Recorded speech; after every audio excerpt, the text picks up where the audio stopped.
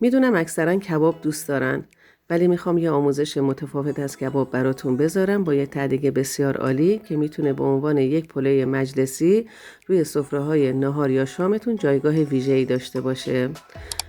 کباب لاپلوی سماقی: گوشت چرخ کرده، پیاز رنده شده، سماق، نمک و فلفل رو داخل کاسه غذاساز یا خردکن میریزین، مخلوطش میکنین تا یه گوشت نرم و چسبنده‌ای داشته باشین. به این صورت از گوشت گلوله‌ای برمیدارین به اندازه گردو، کف دستتون نازک پهنش میکنین، میذارین داخل مایتابه، ضخیم نباشه چون گوشت خودشو موقع پخت جمع میکنه.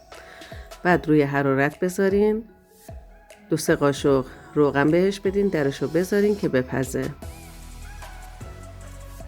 یه طرف گوشت که پخت برگردونین طرف دیگهش بپزه و مغز پخت بشه. سعی کنین که گوشت رو آبدار بردارین چون لایه برنج میره خشک‌تر میشه. زعفرون اضافه کنین و حرارت رو خاموش کنید. برای ته‌دیگ نون رو پشت قابلمه قرار میدین، با قیچی برش میزنین تا برش منظم‌تری داشته باشین. به 8 قسمت مساوی تقسیم بکنین. از 4 تا 8 قسمت میتونین برش بزنین. کف قابلمه روغن بریزین و قسمت روی نون رو ته قابلمه قرار بدین.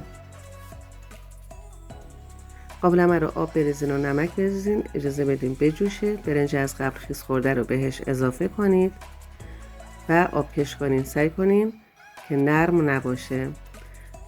به اندازه‌ای که دوست دارین سماق و زعفرون اضافه کنین و مخلوط کنین. مخلوط برنج و سماق و زعفرون رو داخل قابلمه میریزین، یه ردیف کباب میچینین روش.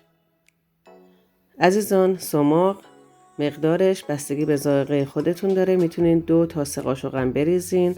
من 1 قاشق ریختم چون حساسیت دارم. برنج میریزین و کبابو دوباره کباب میذارین، بازم برنج و در آخر کباب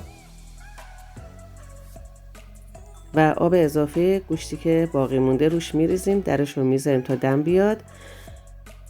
مقداری که در آخر بخار کرد آب روغن یا آب کره میدین که من کره محلی رو با آب داغش کردم و روی برنج دادم. نوش جونتون.